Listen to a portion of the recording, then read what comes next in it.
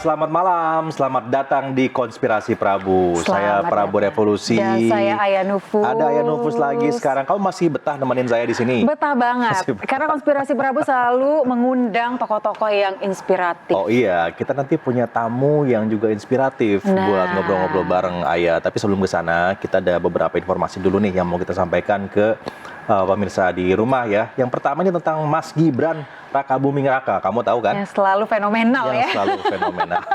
Sosok ini memang ya kalau kita lihat dan kita perhatikan pemirsa dekat dengan sejumlah capres. Nah akhirnya kemarin itu Mas Gibran ini resmi menjalani tugas dari PDI Perjuangan sebagai jurkam alias juru kampanyenya Ganjar Pranowo. Ini menarik sekali ya Mas Prabu ya, dan juga hadirnya Gibran ini diharapkan mampu menambah lumbung suara Ganjar.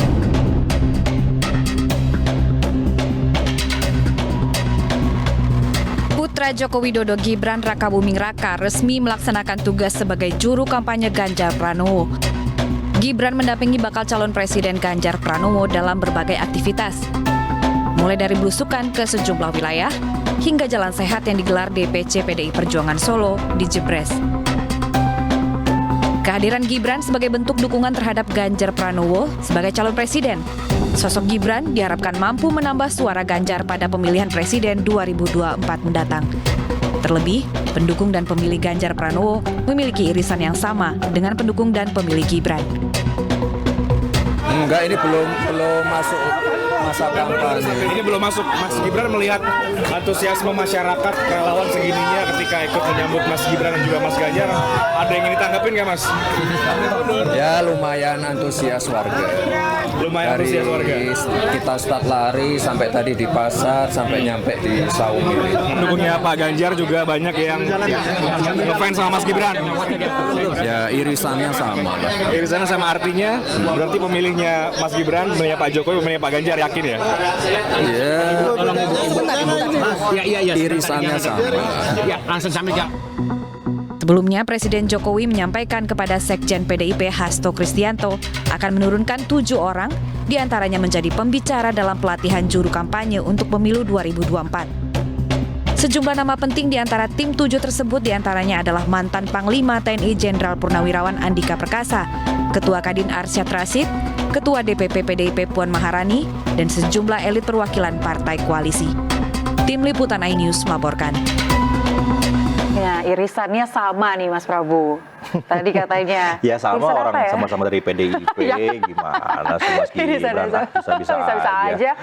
Tapi kita coba baca dan juga lihat ya sebetulnya seperti apa sih elektabilitas dari masing-masing capres itu kan. Ini kan ada cuacanya nih, ada alat ukur cuacanya namanya survei. Survei, oke. Ya Dan ini kita juga sama-sama pantau elektabilitasnya ya. Iya, jadi masyarakat juga memantau dari survei ini ya. Mas, ini dari mana nih Mas surveinya? Ada dari Lembaga Survei Indikator Politik Indonesia. Nah, mereka merilis survei elektabilitas dengan simulasi 19 nama semi terbuka terkait pilihan capres. Di antaranya ada Menteri Pertahanan Prabowo Subianto, ada juga Gubernur Jawa Tengah Ganjar Pranowo, dan juga mantan Gubernur DKI Jakarta Anies Baswedan.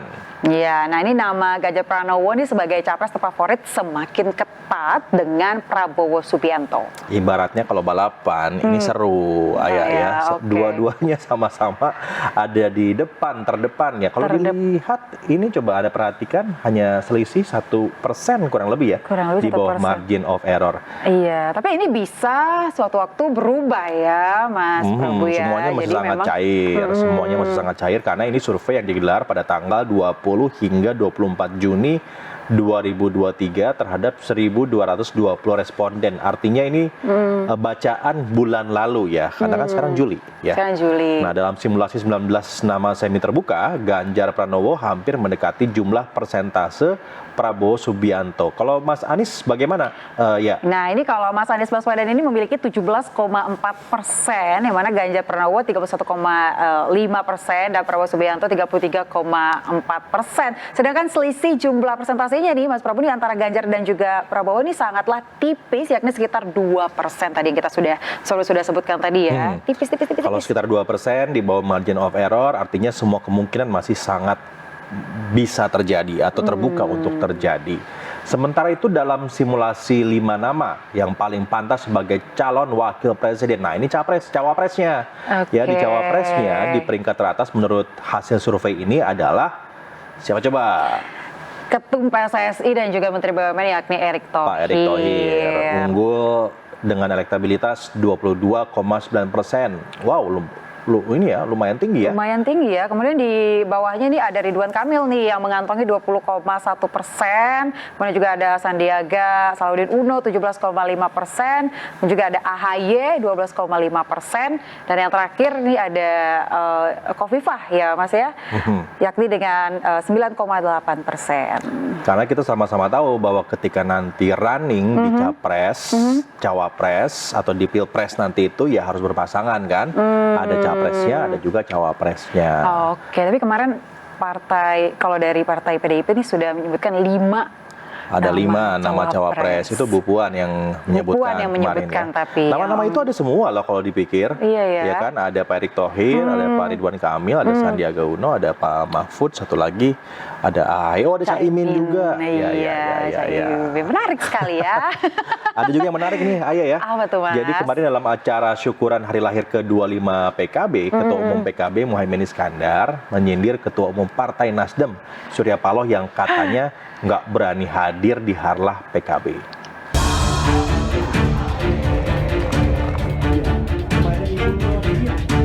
Pernyataan Muhaimin Iskandar yang menyebut Ketum Partai Nasdem Surya Paloh tidak berani hadir undangan PKB menjadi sorotan publik.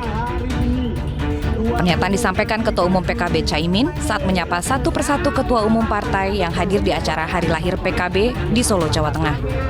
Saat menyapa perwakilan Partai Nasdem yang diwakili anggota DPR Eva Yuliana, Caimin tiba-tiba mempertanyakan ketidakhadiran Surya Paloh kepada Eva. Eva Yuliana mewakili Partai Nasdem. Bang Surya Paloh mana kok gak berani datang?